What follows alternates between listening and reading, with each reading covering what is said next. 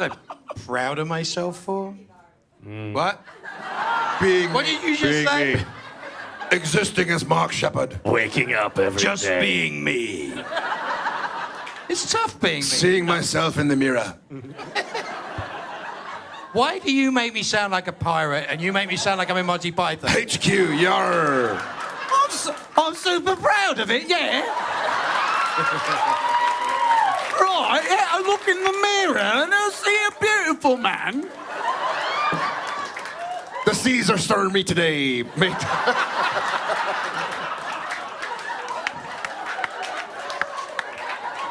Shiver me timbers, I'm Mark Shepard. I don't know what that is.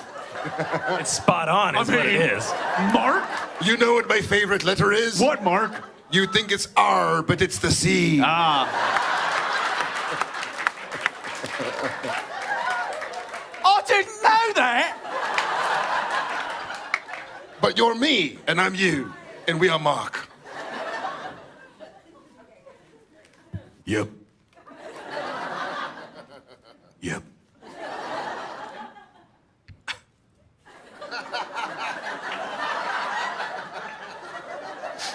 More smolder, more smolder. You need to be...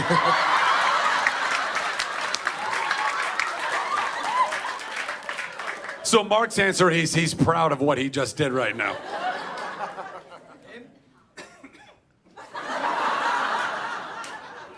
He just turned into Marcel Marceau. He's doing mime now. We've scraped the absolute bottom. Oh, you won already. You win the entire day. Thank you for being correct name is the luckiest name. What's your name? I definitely love you more than Pascal. Good. You are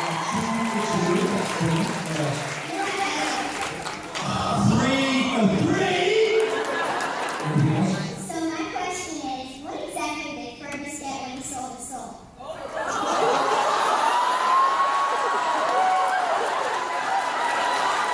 She needs the microphone. Microphone. Go.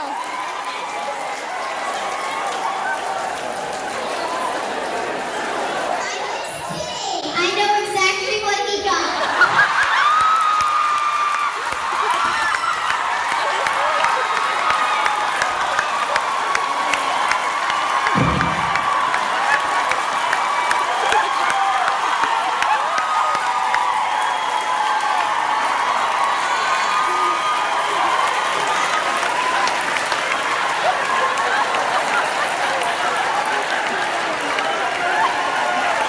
My real question is... Hi, young lady. Hi, I just wanted to thank you for my first supernatural convention in the Node. And it's like your favorite TV show actor, and it's like you go next to them and they lift you up. And that's feeling in the world. You did it now. We're gonna embarrass you.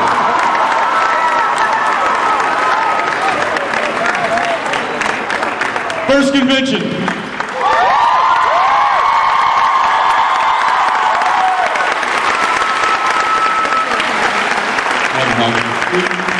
Will you tell us your name? Victoria Woteki. Where are you from? Bourbonnais. Where's that? They know. I don't really know how far away. Cool. Not important. This is your first convention? Look, these are all your friends and family.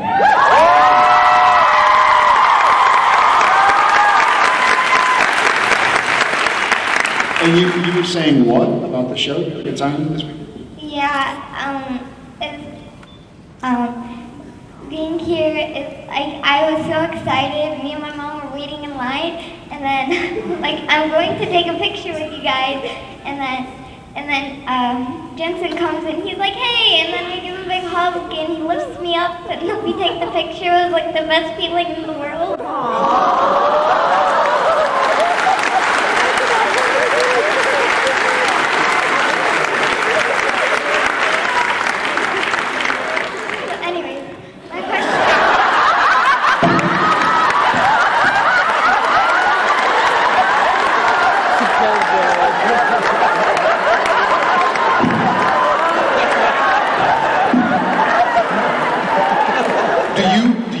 agent. The best comic timing I've seen. Okay, what's your question? So, I was just gonna say my question. If you guys had to be a supernatural monster, who would it be? And from season 1 to 4, because that's all I'm at right now. Okay. Well, I'll answer right now. I would be a Wendigo, because then I would be taller than Jerry.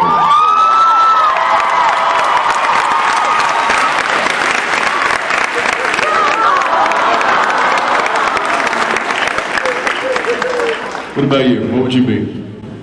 I would be... He already is Bigfoot. What? From season 1 to 4, I would be a demon in a leather jacket, because clearly Sam likes demons in leather jackets.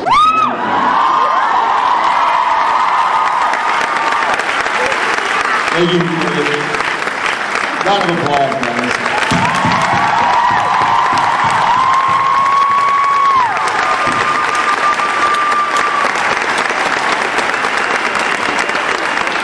And I came to the door, and JJ came kind of like waddling up to me, and I was like, hey, I picked her up, and I started like,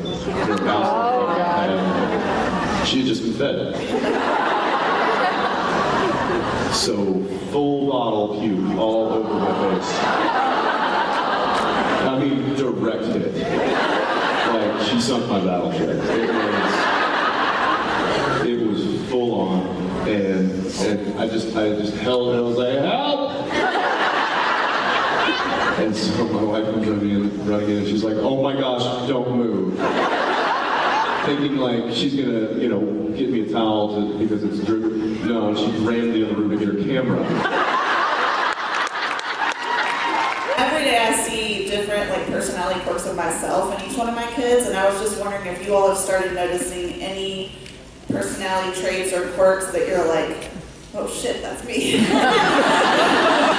I was just telling Jared about this morning. So the twins is an interesting experiment, especially having boy-girl. So Arrow, when she's in her little high chair and they're eating, she'll say mas, which is Spanish for more, and Zeph will just go So that's one personality trait I see that I identify with, and then when they're finished eating, and there could still be food on the tray, which generally they just eat until they're full. I wish I could do that because I just cleared the whole plate. Because that's how I was taught when I was a kid, but obviously we don't teach that anymore. It's all about portion control.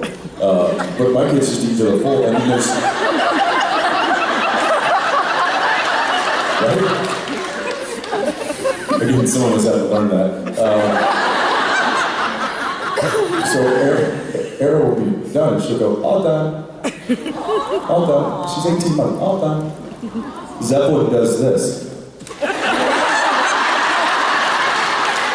Just clears it all off onto the floor, but then he ends it with looking at me like this.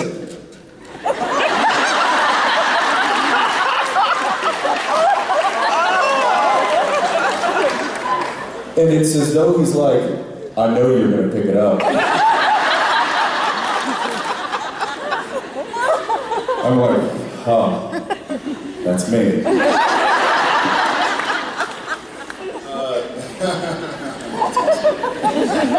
My three, Tom similarities are, he has an unending appetite for sweets.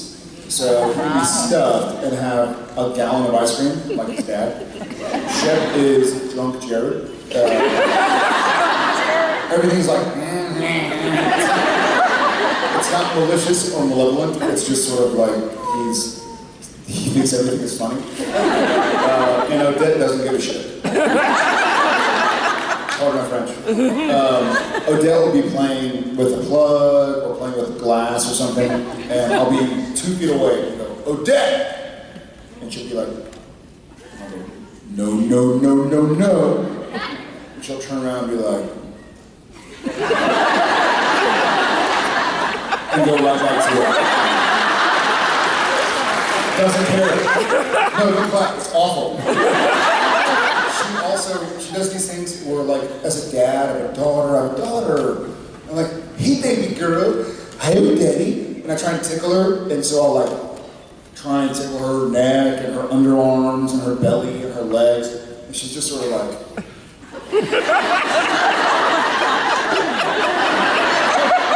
She got ticklish. I'll make all these faces and play, like, Vincent Tanstrom's hand clap and dance around like a monkey. And she's just sort of like... So she's my wife.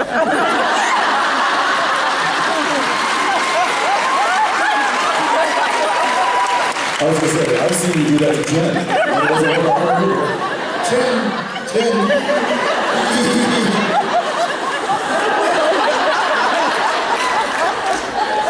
True story. Yeah, thanks for reminding me. Odette and Zeppelin are gonna get along famously. Because I mean, literally, Zeppelin could be just like, messing with the water. Zeppelin, stop! They'll just look at me and go.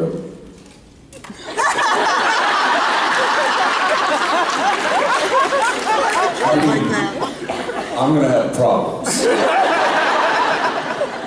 There's a great picture we have of Odette and Zeppelin, a two-person stroller, and Zeppelin has that exact face of like, and then Odette. What you gonna do about it, Daddy?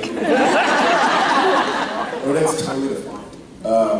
Thank you for your question. You guys have kids. My kids are getting to the age where they're becoming really sweet. My daughter has always been sort of pretty sickeningly saccharine, but my son went through a phase where I was like, oh, is he gonna, accidentally kill somebody? It's not an accident. But he's getting so sweet now. Today is, let me see if I can tell the story and not tear up. Today is my son's birthday. He turned 7 today. Happy birthday. And, yes, surviving 7 years. And I felt very bad about the fact, because this is the first year he's really gotten excited about it, and he's been asking about, can I have a birthday party? And I felt really bad about the fact that I wasn't going to be there for his birthday. So I went kind of all in on doing a birthday party for him last weekend. And what he wanted to do for his birthday, we have discovered this is a long story, guys, I'm sorry, I hope you're comfortable. We discovered in our house that there had been pirates. At some point, we have an old house, about 100 years old, we discovered that at some point in the attic there were pirates that hid treasure, real diamonds. Probably, we estimated from what we found, more than $20 million worth of diamonds. Giant diamonds, about as big as maybe a golf ball. Made out of something that looks remarkably like plastic, but they're actually diamonds. And so this has been a source of tremendous excitement, except for the children, the door to the attic is in their bedroom, and now they're afraid of their own bedroom and can't go to sleep because they think that there are pirates still there. So now I have this whole mythology about how no, for sure, there's no pirates have actually set foot in North America in the last 75 years. And then we went into the other part of the attic, which is off of my bedroom, and we found this note. And the note was from a guy named Sir Ian Drake. And Sir Ian Drake was not a pirate. And he also hid some treasure. So there was this lot of excitement about treasure going on. And so Wes wanted to do a treasure hunt for his birthday. And what the note had said, I've hidden treasure all over this bay. We live on Bellingham Bay in Washington. And I just thought, like, all right, that opens up a lot of opportunities for down the road. We can deal with finding stuff that I can't figure out where to hide right now. Anyway, on his birthday, he wanted to go on a bike ride around the bay with all of his friends on a treasure hunt. And so we went on a bike ride. So anyway, we had a lot of fun with it. Found treasure all over the bay. The kids were so excited. And then there was a big treasure trove of this like box like this, filled with all of these incredible coins, going back hundreds and hundreds of years, each one of them. And they looked remarkably, to me, like plastic, but the kids knew that they were authentic. And so they parsed out to each of the kids like 5 pieces of these like really incredibly valuable things. And then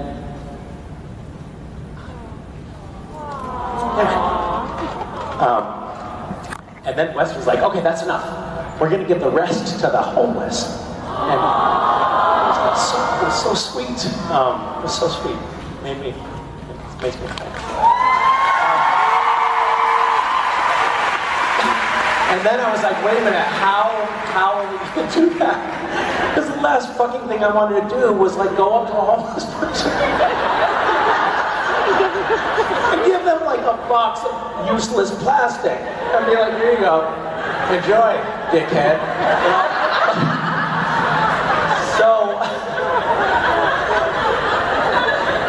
So we stopped off at the drop-in center, and the kids were in the minivan, and they were like looking out the window, and I took this thing, and I went up to it. There's a small group of homeless people standing together, and I said, can you guys do me a favor?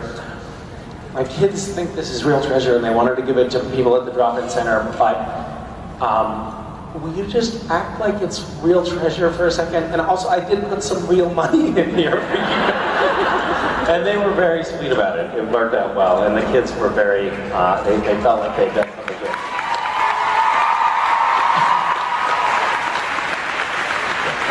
It was like I had this moment of being like, oh my God, that's so sweet. Oh, fuck, how is that gonna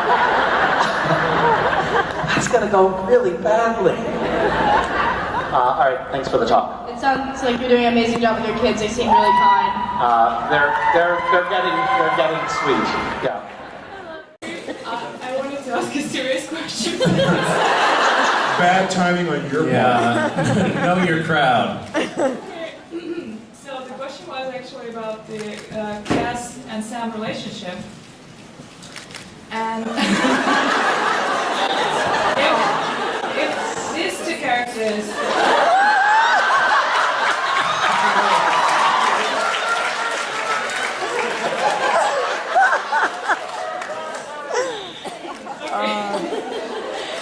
if they have an influence.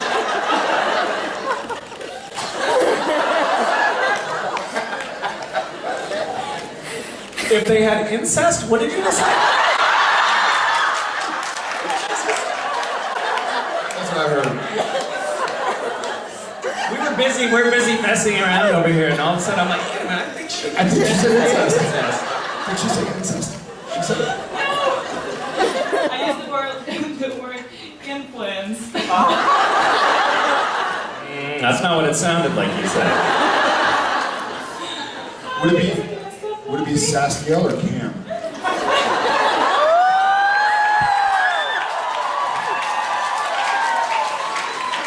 I have a feeling it might be Cam.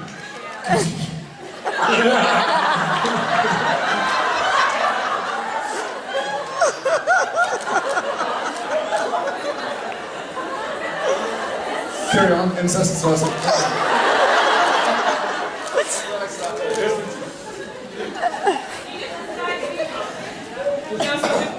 The actual question was if they have make any influence on each other, because Oh yeah, they're making influence. All over each other.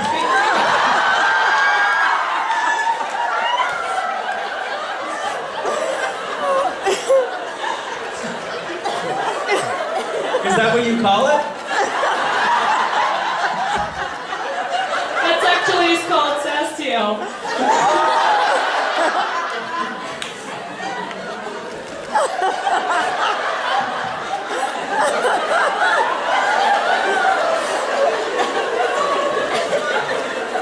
Is that what y'all call it in Italy? Is it like... Oh man, they're really hitting it off. They're gonna make influence on each other. I'm sorry. I'm sorry.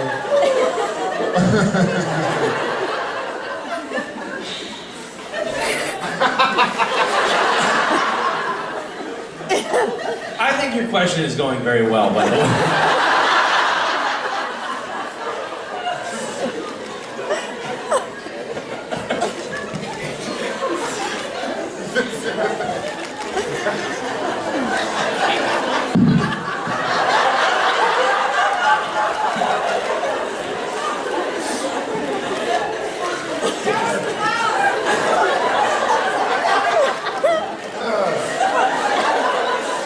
Insane.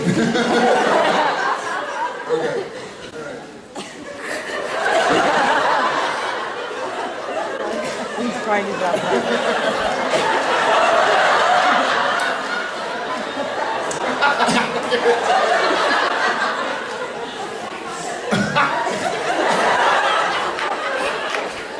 Is this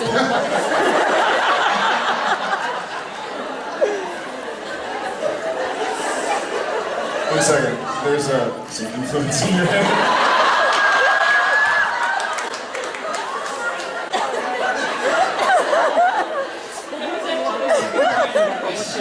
That was the first part? Was it? Wait a second. She's like, okay, you understood the first part.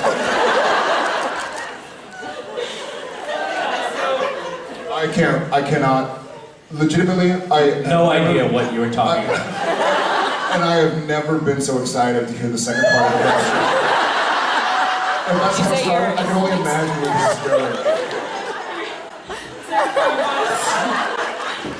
The cast feels pretty damaged and lost. And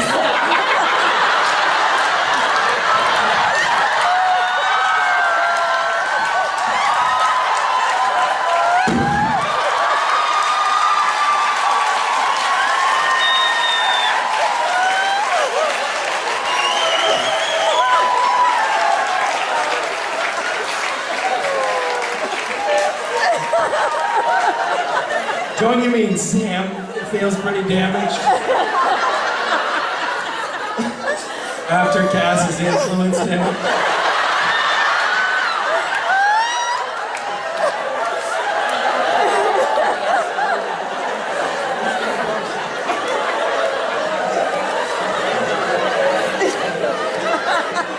I don't think you want to hear the No, we want to hear the end. You're 2 for 2. I will try to. So, they actually could give some advices to each other.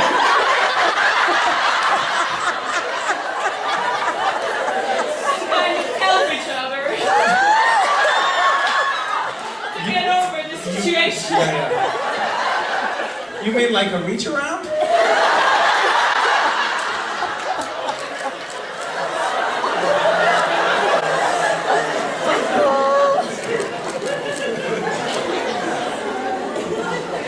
God bless second languages.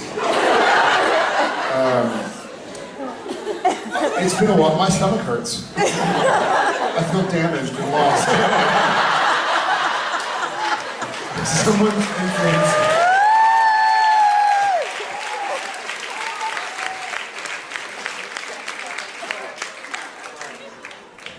I'm just going to say, yeah. Definitely. Until they're just too tired to do it anymore. Children.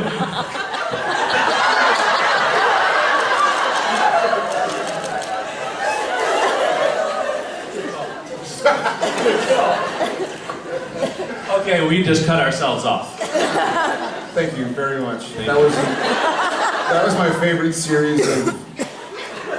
I don't know what to call it. That was my favorite thing that's ever happened while sitting in front of hundreds of people. I'm gonna stop myself too. Thank you very, very much. You are amazing. Please.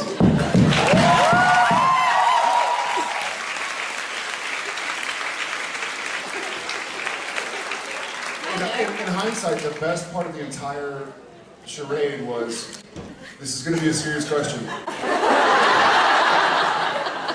What a great setup. Just make fart noises or something and let somebody else. It makes me. Sidebar. This was, what, a year ago maybe? Maybe 2 years ago?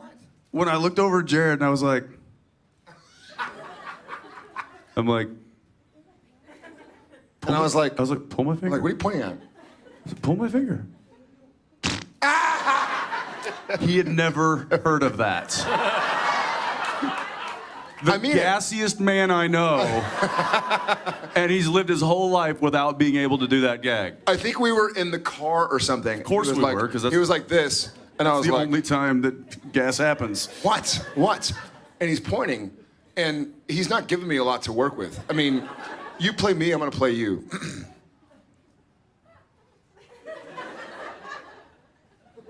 What? No. Yeah, exactly. But it was. And finally he looks at me and he's like, pull it. I was like, pull what? My finger. All right. And and like tears streaming down his face with laughter. It was like a trigger and made you fart. Can I say? And I mean, and I'm sitting there going like, pull it. I can't hold it much longer. Flop sweat. The vein is coming out of your neck. I'm like, I'm not giving up on this bit. I'm too far in. I'm in it.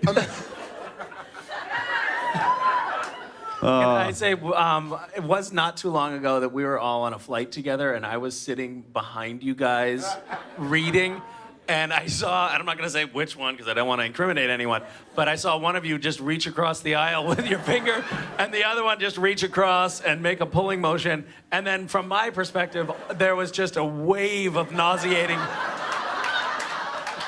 Like about 30 seconds later, it was like, fuck! It was like, and I do believe that right after the pull, both of our hands went up to. It was like that comes up. Misha was like, oh God, oh God, oh God. However, your story is probably the greatest gassy story Gather I've round. ever heard. So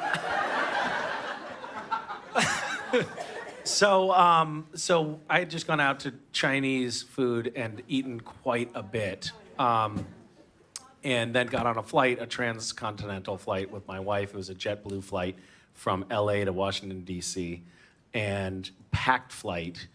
And we got up to altitude, and there's something with the pressure change or whatever. It just felt like the excuses are incredible. Yeah, first it's the Chinese food, then it's the bread. It's like a long flight. Now it's the pressure change. Let me just preface this by saying that what follows in this story was not my fault.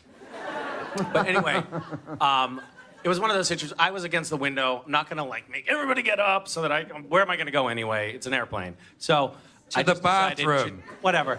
I just decided to judiciously release small bits at a time. And small bits.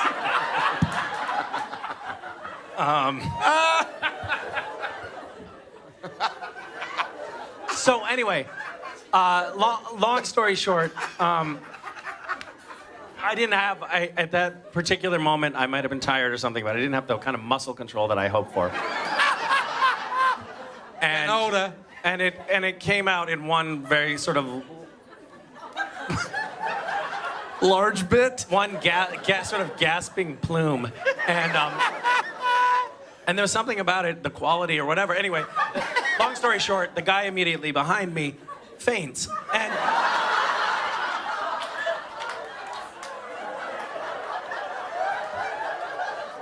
and the flight attendants came up and they brought a tank of oxygen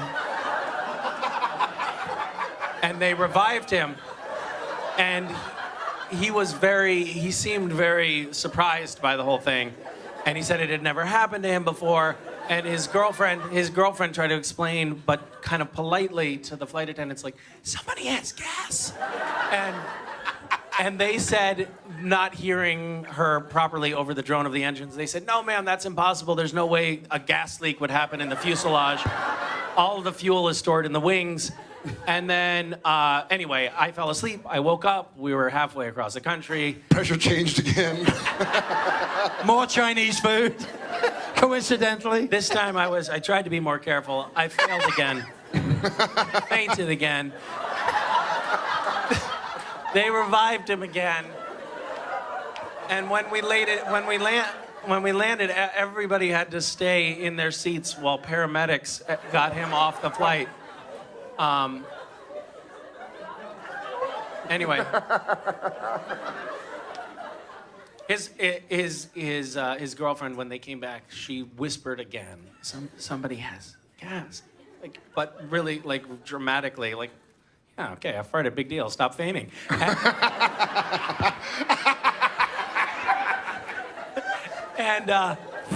And stop. The woman sitting next to, and they said the same thing. No, the fuselage, the gas, and the wings. And the woman sitting next to them yelled out, "No, somebody has to go to the bathroom." But now you can't get up and go to the bathroom and make it Obviously, at that point, now I'm feeling a little embarrassed, like being called out like that. So I just sort of played it cool at that point. Cool. Yeah. What's cool at that point? That's a good my one. fart story. It was P.F. Chang's China Bistro, by the way.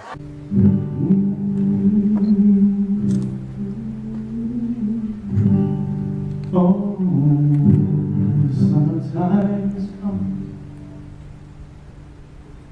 and the trees are sweetly blooming, with a wild mountain thyme grows around that blooming heather. Would you go, lassie, and we'll walk together, with a wild mountain thyme rolls around that blooming heather. Would you go, lassie?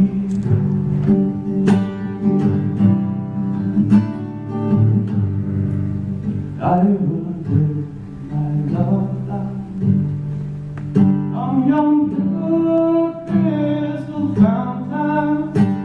Down there I will place all the colors of the mountain.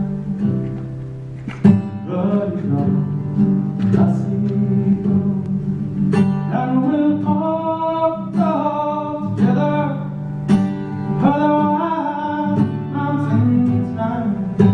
Rolls around that blooming heather. Oh, but you know, I see you.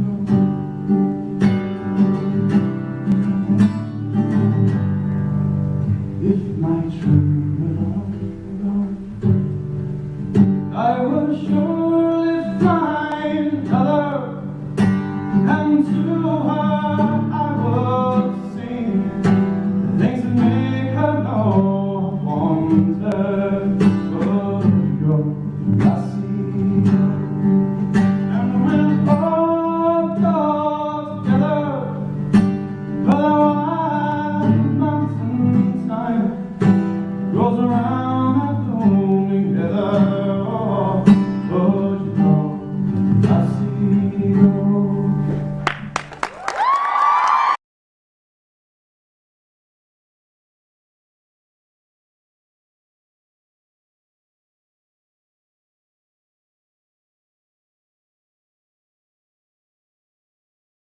I wanted to ask if you could tell each other one thing you find very beautiful about the other one.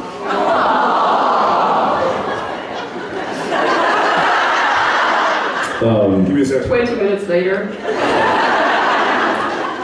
Go ahead there, partner.